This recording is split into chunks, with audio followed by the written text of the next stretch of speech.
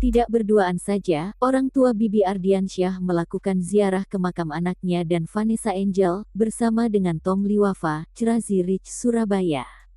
Tangisan ibunda dan ayahanda Bibi Ardiansyah pecah di atas makam anaknya dan Vanessa Angel.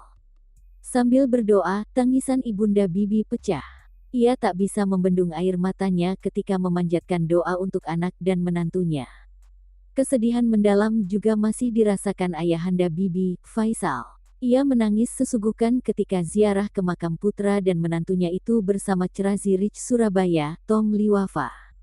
Diberitakan sebelumnya, Vanessa Angel dan Bibi Ardiansyah meninggal dunia dalam kecelakaan tunggal lalu lintas di Tol Mojokerto Jombang, Jawa Timur, Kamis, tanggal 4 November tahun 2021, siang.